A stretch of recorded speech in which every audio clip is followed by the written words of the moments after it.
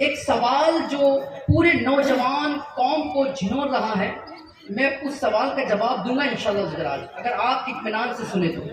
وہ سوال یہ ہے سوشل میڈیا کے مادھیم سے کہ یہ لوگ بابر کی اولاد ہے۔ سوال سنا آپ نے؟ یہ لوگ کس کی اولاد ہے؟ بابر۔ اللہ نے فرمایا ہے محبوب فرما دو حق آ گیا، باطل مٹ گیا، اور بے شک باطل کو مٹنا ہی تھا، باطل کو مٹنا ہی تھا۔ جس ملک میں ہم اور آپ زندگی گزار رہے ہیں اس کو بھارت، انڈیا، ہندوستان کہتے ہیں۔ الگ الگ لوگ اپنے اپنے زبان سے اس کو جانتے ہیں، اس کو پہچانتے ہیں۔ لوگ سوچتے ہوں گے یا لوگوں کو یہ بتایا گیا، یہ ان کی غلط فہمی ہے یا ان کو ادھورا علم دیا گیا، وہ یہ کہ سرکار معین الدین نے اس سرزمین پر اسلام لایا۔ نہیں صاحب، اسلام صحابہ لے کر اس سرزمین پر بہت سال پہلے پہنچ چکے تھے۔ جس نے سرزمین ہند کے اندر سب سے پہلے اسلام کی اشاعت کی، وہ اس غرض سے نہیں آئے تھے کہ اس ملک کو اسلامی ملک بنانا ہے، یہاں پر اسلام کی جناب والا پرچم کو بلند کرنا ہے۔ غرض یہی نہیں تھی، غرض تھی تجارت، اور وہ کیا تھی؟ حضرت عمر فاروق رضی اللہ تعالیٰ عنہ کی دور میں ایک صحابی رسول اپنے چھوٹے سے قافلے کو، تجارتی قافلے کو لے کر اس روئے زمین پر آتے ہیں۔ ان کا نام حکم بن عاص ہے۔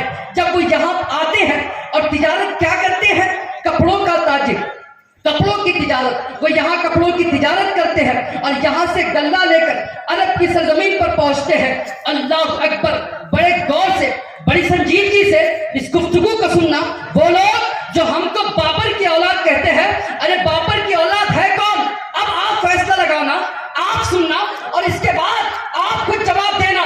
سنو، حضرت حکم بن عاص اس روئے سرزمین پر آئے، یہ وہی سرزمین تھی، انہیں معلوم تھا مصطفیٰ کریم صلی اللہ تعالی علیہ وسلم نے اسی زمین کے حوالے سے فرمایا تھا اس کے طرف رک کر کے کہ مجھے وفا کی، محبت کی اور جناب والا الفت کی اگر خوشبو کسی روئے زمین سے آتی ہے، اس کو ہندوستان کہتے ہیں، اس کو بھارت کہتے ہیں، اس کو انڈیا کہتے ہیں۔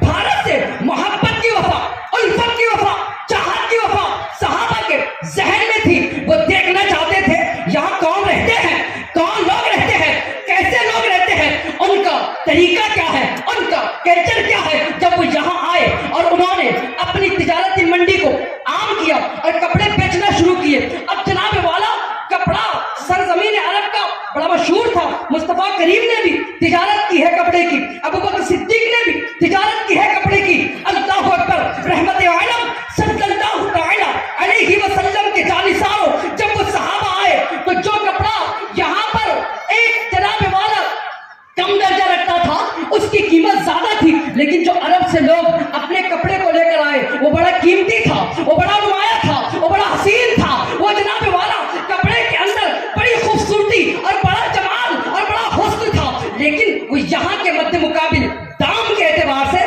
بڑا کم تھا، بڑا جناب والا کم تھا۔ لوگوں نے پڑھ کر پوچھا، اے آنے والے، تم سرزمین عرب سے آ رہے ہو، اس پہ تو زیادہ ٹیکس ہونا چاہیے۔ آپ کے آنے کی مسافت، آپ کے آنے کا خرچ، آپ کا لانے کا خرچ، آپ نے تو یہ کپڑا جو قیمتی ہے بڑے قیمتی داموں میں بیچنا چاہیے، اس لیے کہ جس جگہ سے تم نے یہ کپڑا لیا وہاں تک ہماری رسائی نہیں ہے۔ تم جانتے ہو کپڑا کتنے کا ہے، کتنے کا بیچنا ہے، کتنا منافع لینا ہے، لیکن تم اتنا سستا کیوں بیچتے ہو؟ حضرت حکم بن عاص کہتے ہیں، ارے ہم جانتے ہیں اس کپڑے میں نقص ہے۔ انہوں نے کہا نقص ہے؟ بتائے نقص ہے کیسا؟ جب حکم بن عاص نے کپڑا کھولا تو یہاں کے بڑے بڑے تاجر آنکھیں پھاڑ کر دیکھنے لگے، نقص نظر نہ آیا، بڑی بڑی بینائی سے دیکھنے لگے، نقص نظر نہیں آیا۔ اس نے کہا آپ درست تو ہے، آپ کی عقل ٹھیک تو ہے، آپ ہوشیار تو ہے، آپ عقل مند تو ہے، اس میں نقص نہیں آتا، اس کے باوجود تم کہتے ہو اس میں نقص ہے،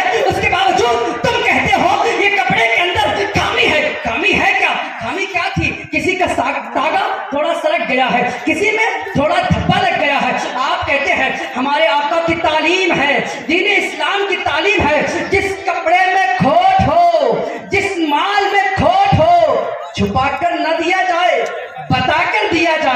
چھپا کر نہ دیا جائے، بتا کر دیا جائے، چھپا کر نہ دیا جائے، بتا کر دیا جائے۔ رحمت عالم صلی اللہ تعالی علیہ وسلم کے جانثاروں سدائے حق کمیٹی نے یہ جو مجمع سجایا، یہ جو پروگرام رکھا، اس لیے رکھا کہ جو تاجر ہے، تجارت کر رہے ہیں، ارے اپنا گھٹیا مال آپ توصیف اور تعریف کر کے بیچ رہے ہو، تم نے مصطفیٰ کی شریعت کو پیٹ کے پیچھے ڈالا، کتنا کمایا تم نے؟ 1 لاکھ، 2 لاکھ، 3 لاکھ، 1 کروڑ، لیکن جب دنیا سے گئے اسی کفن کو پہن کے گئے جس میں نہ جیب ہے، نہ اسی قبر میں گئے جس میں نہ الماری ہے۔ اللہ اکبر۔ جب صحابی نے یہ بات کہی تو یہاں کے راجپوتوں نے، یہاں کے بڑے بڑے تاجروں نے، یہاں کے بڑے بڑے دانشوروں نے، یہاں کے بڑے بڑے حکمرانوں نے کہا ارے جو اپنے تجارت میں اتنا صاف و شفاف ہو، اپنے عقیدے میں کتنا صاف و شفاف ہوگا؟ سبحان اللہ، سبحان اللہ۔ جناب والا وہ اپنے دین میں کتنا صاف و شفاف ہوگا؟ انہوں نے نہیں کہا تھا تمہیں کلمہ پڑھنا ہوگا، انہوں نے نہیں کہا تھا تمہیں قرآن پڑھنا ہوگا، انہوں نے نہیں کہا تھا تمہیں نعت مصطفیٰ پڑھنا ہوگی، انہوں نے نہیں کہا تھا تمہیں صلاۃ السلام کے نغمے گنگنانا ہوگا، انہوں نے نہیں کہا تھا تمہیں وضو کرنا ہوگا، انہوں نے نہیں کہا تھا تمہیں غسل کرنا ہوگا، انہوں نے نہیں کہا تھا تمہیں جناب والا مصطفیٰ کریم صلی اللہ تعالی علیہ وسلم کی مدح و ثنا کرنا ہوگا۔ انہوں نے ان کو دیکھا تھا اور دیکھ کر کہا تھا ارے جو غلامی کا دم بھر رہے ہیں ان کی غلامی اتنی پاک پوتر اور صاف اور ستھری ہے، جس نے غلام بنایا وہ آقا کیسا ہوگا؟ سبحان اللہ۔ نعرہ تکبیر، نعرہ رسالت، علماء اہل سنت۔ سبحان اللہ۔ جب انہوں نے یہ چیز دیکھی، جوک در جوک سامنے آئے، کہا جو لوگ اپنے کپڑے کے داغ دھبے بتانے میں گریز نہیں کرتے وہ لوگ دل کے داغ دھبے بتانے میں بھی گریز نہیں کریں گے۔ سامنے بیٹھ گئے، رب نے فرمایا وَقُلْ جَاءَ الْحَقُّ وَزَهَقَ الْبَاطِلُ، اے محبوب حق آ گیا، بشرط یہ ہے کہ غلام حق پر چلنے والا ہو، بشرط یہ کہ غلام حق پر چلنے والا ہو۔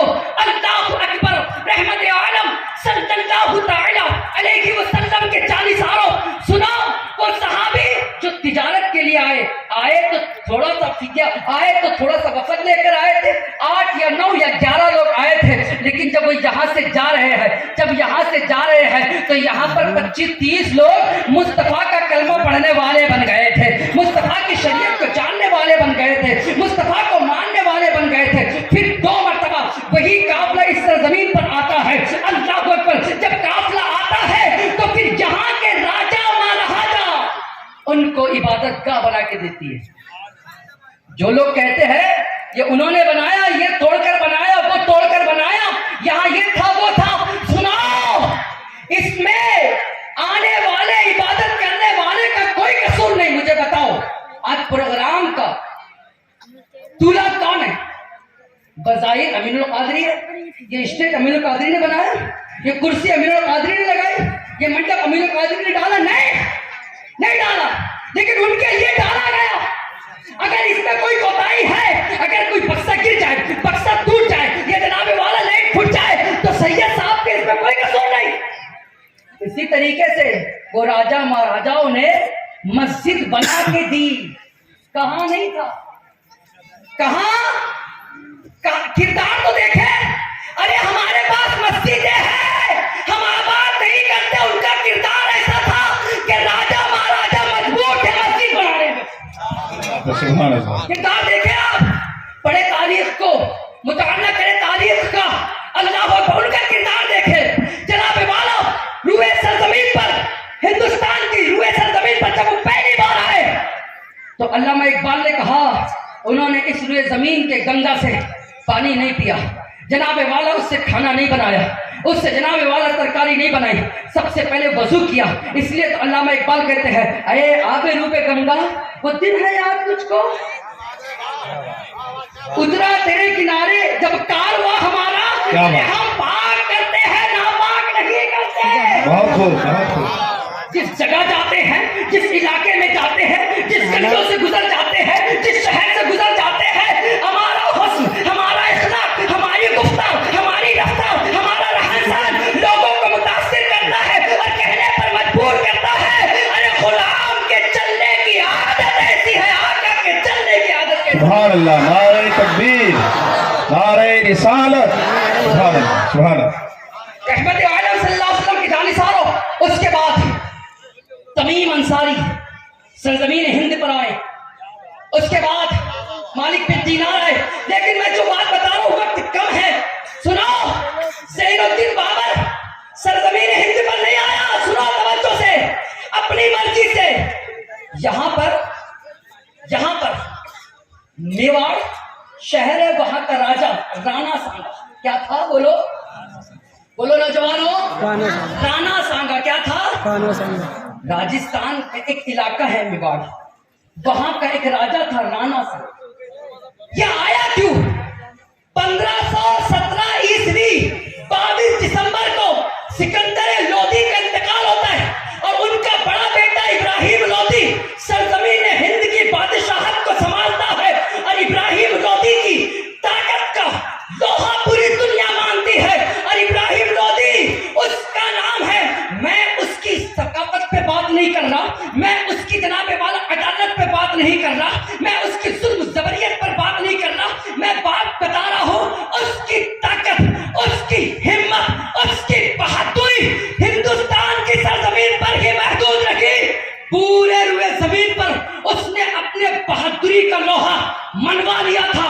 وہ جس طرف نکلتا وہاں کے لوگ ہتھیار ڈال کے غلام ہو جاتے، لیکن ایک بات اس کے لیے آتی ہے، وہ اپنے وقت کا ہکڑ بادشاہ تھا، وہ اپنے وقت کا پاک ہکڑ بادشاہ تھا۔ یہ لودھی، یہ ابراہیم لودھی بادشاہ، جب یہ اس نے سلطنت لودھی کو سنبھالا تو کسی کی مجال نہیں تھی، کسی کے ماں نے ایسا بچہ نہیں پیدا کیا تھا راجپوت کے اندر کہ لودھی کے سامنے آگ اٹھا کے دیکھ لے، اس لیے کہ یہ آگ اٹھانے والے کو جواب نہیں دیتا تھا، آگ نکال لیتا تھا، کیا بات، آگ نکالتا۔ یہ ابراہیم لودھی کی جب شہرت، طاقت، ہمت، حوصلہ پورے روئے سرزمین نے دیکھا، خاص کر سرزمین ہند نے ہمت نہیں ہوئی کہ اس کا مقابلہ کرے، لیکن سنو، ہماری قوم کے اندر کچھ غدار ایسے ہیں جس سے قوم ٹکڑے کل بھی ہو گئی تھی، آج بھی ہو رہی ہے۔ یہ دولت لودھی اسی خاندان سے، اور کچھ لودھی برادری کے لوگ اس کے خاندان کے نہیں چاہتے تھے ابراہیم لودھی کا سکہ اکھنڈ بھارت پر چلے، نہیں چاہتے تھے۔ غزالی کو اپنی طرف، میں یہ نہیں کہتا اسلام کے سب بادشاہ متقی اور پرہیزگار ہیں، میں یہ نہیں کہتا اسلام کے سب بادشاہ صالح اور جناب والا ولی کامل ہے، میں یہ نہیں کہتا اسلام کے سب بادشاہ، اسلام کو ماننے والے سب بادشاہ جو ہے متقی اور پرہیزگار ہیں، اور یہ بھی نہیں کہتا کہ وہ ظالم ہے، وہ جابر ہے۔ جناب والا سکے کے دو رخ ہوتے ہیں، کسی نے ایک رخ دیکھا بات کر دی، کسی نے دوسرا رخ دیکھا بات کر دیا۔ جناب والا ظہیر الدین بابر یہ کابل میں رہنا، 13 سال کی عمر میں یہ بادشاہ بن گیا، 13 سال کی عمر۔ کتنے سال کی عمر میں؟ 13 سال کی عمر میں اس نے خلافت سلطنت پر اپنا قدم رکھا، لیکن چونکہ بچہ تھا اس کے چچا نے خود جنگ کر لی، جنگ میں بچے کا تجربہ ہوتا کیا ہے؟ ہوتا یہی ہے، جب باپ پاورفل ہو، جب باپ با اختیار ہو، جب باپ بڑا جناب والا ہنر والا ہو، اور وہ اپنے چھوٹے بچے کو چھوڑ کے چلے جائے، تو بچوں کی کون سنتا ہے؟ بچوں کی اختیار کون سنبھالتا ہے؟ بچوں کی بات کون مانتا ہے؟ کوئی نہیں مانتا، اس لیے کہ بچہ تو بچہ ہوتا ہے نا۔ پھر سگے چچا نے جنگ چھیڑی، ہارا بچہ۔ اب جناب والا ظہیر الدین بابر نے سوچا ہماری سلطنت تو چلے گئی، ہمارا جناب والا ساز و سامان تو چلا گیا، بادشاہت تو چلے گئی، اب بھلائی اسی میں ہے کہ اپنی جان کی حفاظت کریں۔ وہ شہر سے نکلا، جنگلوں میں رہنے لگا، دھیرے دھیرے اپنا اقتدار قائم کیا، اور جب دھیرے دھیرے اقتدار قائم کیا تھا جناب والا وہ بہادر بھی اور ذہین بھی تھا، بہادر بھی اور ذہین بھی۔ اب یہ رانا سانگا جو ہے میواڑ کا بادشاہ، اس نے سوچا کہ اگر مسلمان کو ہرانا ہے. اگر مسلمان کو یہ کرسی سے ہٹانا ہے تو کسی میں ہمت نہیں کہ اس کے سامنے آ جائے گا. ہمت نہیں. کیا کرے؟ اس نے کابل خط لکھا, بلایا ظہیر الدین بابر کو. اب مجھے بتاؤ رانا سانگا یہ کس کے گھر میں پیدا ہوا؟ کون ہے یہ؟ مسلمان ہے یہ؟ ارے بولو بھائی, مسلمان ہے یہ؟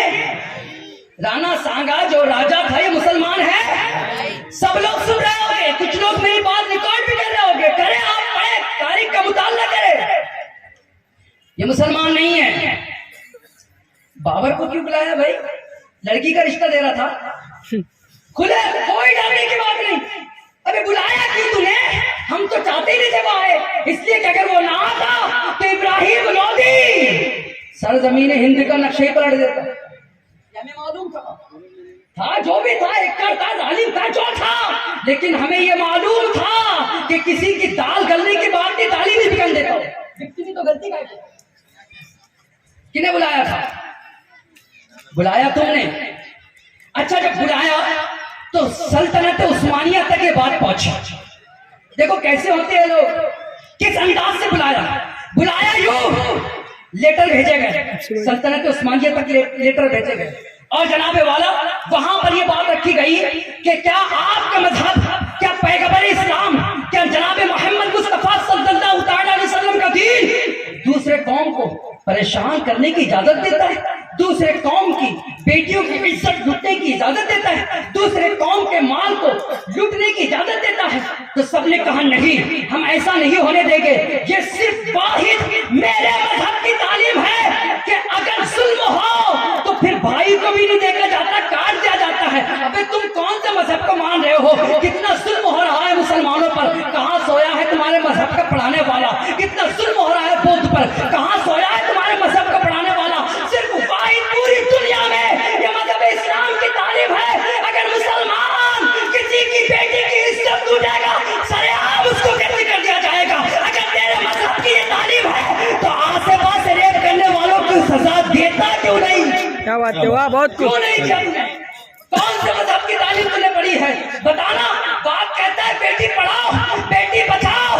ارے ہم نے جو بیٹی بچا کے بتایا ہے محمد بن قاسم کی زندگی پڑھ رہے. کیا بات ہے, واہ, بہت خوب حضرت, بہت خوب. نعرہ تکبیر, نعرہ رسالت.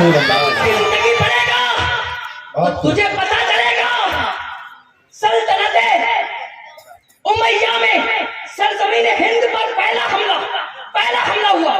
کیوں ہوا؟ اقتدار کے لیے نہیں, اقتدار کے لیے نہیں, ملک کے لیے نہیں, جہاں جلال کے لیے نہیں.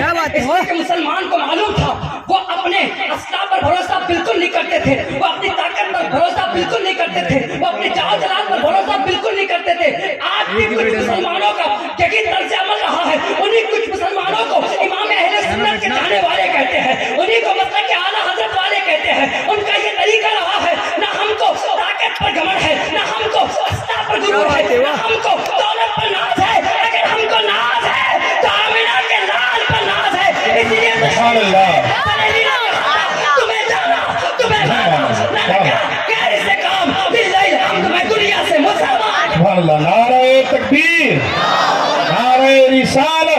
رحمت عالم صلی اللہ تعالی علیہ وسلم کے 40 سالوں سنو. یہ رانا سانگا صرف اقتدار کی وجہ سے ظہیر الدین بابر کو بلاتا ہے. لالچ کیا دیتا ہے؟ ملک اسلامی ملک میں کہ یہاں ظلم کیا جا رہا ہے, یہاں پر ظلم ستم کے پہاڑ توڑے جا رہے ہیں. جناب والا یہاں پر کافروں پر ظلم ہو رہا ہے, یہاں پر عیسائیت پر ظلم ہو رہا ہے, یہاں پر صلیبیوں پر ظلم ہو رہا ہے. اللہ اکبر. بات اتنی سننے تھی کہ ظہیر الدین بابر نے جناب والا اس ظلم کو مٹانے کے لیے یہ نہیں دیکھا کہ ابراہیم لودھی وہ بھی کلمہ پڑھنے والا ہے, وہ بھی قرآن پڑھنے والا ہے, وہ بھی نماز پڑھنے والا ہے. صرف ظلم کو مٹانے کے لیے, صرف ظلم کو مٹانے کے لیے اس نے حملہ کرنے کی سوچ لی. اللہ اکبر. یہ کس کی تعلیم تھی کہ ظلم کو مٹانے کے لیے بھائی کو نہیں دیکھا جا رہا ہے؟ یہ کس کی تعلیم تھی ظلم کو مٹانے کے لیے رشتہ دار کو نہیں دیکھا جا رہا ہے؟ یہ کس کی تعلیم تھی ظلم کو مٹانے کے لیے پڑوسی کو نہیں دیکھا جا رہا ہے؟ یہ کس کی تعلیم تھی ظلم کو مٹانے کے لیے ایک ملک سے دوسرے ملک کا سفر کرایا جا رہا ہے؟ یہ اگر تعلیم تھی تو میں بے ساکھ نہ کہوں گا اس تعلیم کو لانے والا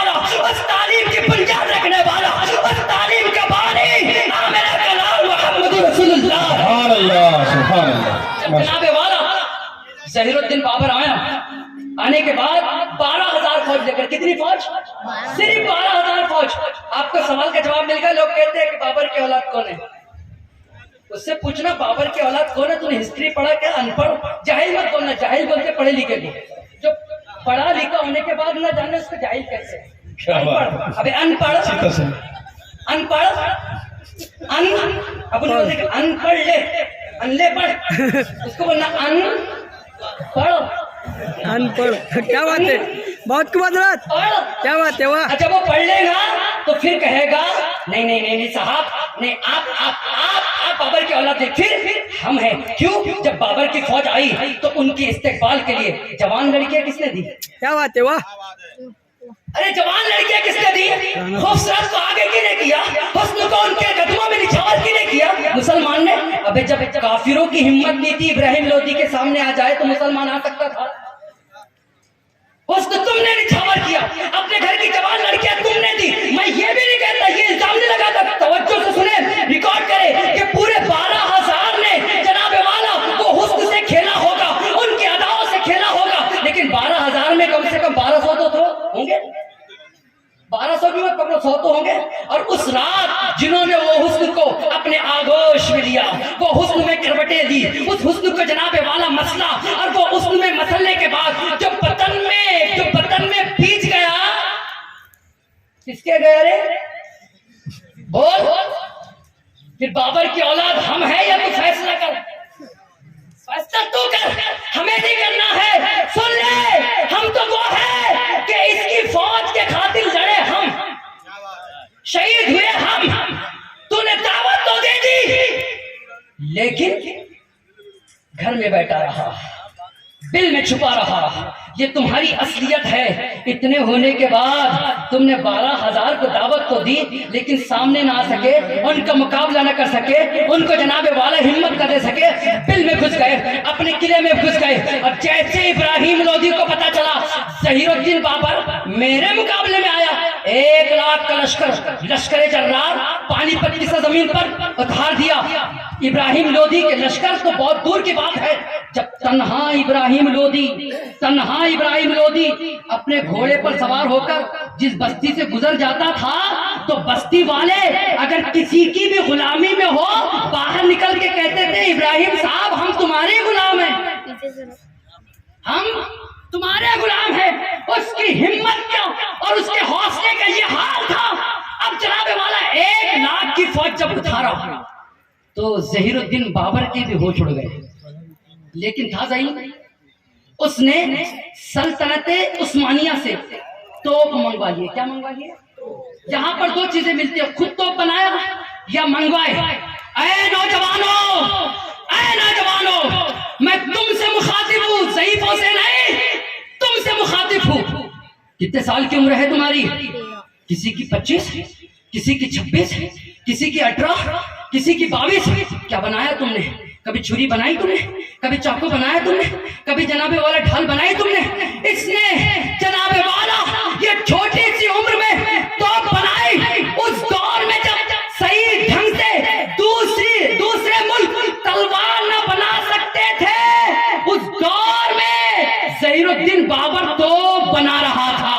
سلطنت عثمانیہ توپ بنا رہی تھی اور دنیا کو بتا رہی تھی جس کے پاس جتنا پاور ہوگا وہ اتنا ہی بلند ہوگا, وہ اتنا ہی عروج پر ہوگا, وہ اتنی ہی منزلوں کو طے کر پائے گا. اور جس کے پاس پاور نہیں ہوگا تو جناب والا اس کو ڈرایا جائے گا, اس کو خادم بنایا جائے گا, اس کو غلام بنایا جائے گا. مسلم قوم نہ کل غلام تھی, نہ آج غلام ہے, نہ صبح قیامت تک غلام رہے گی. لیکن شرط یہ ہے کہ مسلم قوم نے مینوفیکچرنگ سے اپنے رشتے کو توڑ دیا ہے. مسلم قوم نے جناب والا پڑھائی سے اپنے ناطے کو توڑ دیا ہے. مسلم قوم نے سیرت مصطفیٰ کے جلسے منانا, ان کو سننا, ان پر عمل کرنا چھوڑ دیا ہے. مسلم قوم نے مسجدوں کے دروازے کو چھوڑ دیا ہے. مسلم قوم نے مصطفیٰ سے سلام پڑھنا چھوڑ دیا ہے. مسلم قوم نے علماء کا ادب کرنا چھوڑ دیا ہے. مسلم قوم نے بڑوں کی تعظیم کرنا چھوڑ دیا ہے. مسلم قوم نے تجارت کے اندر عدل انصاف قائم کرنا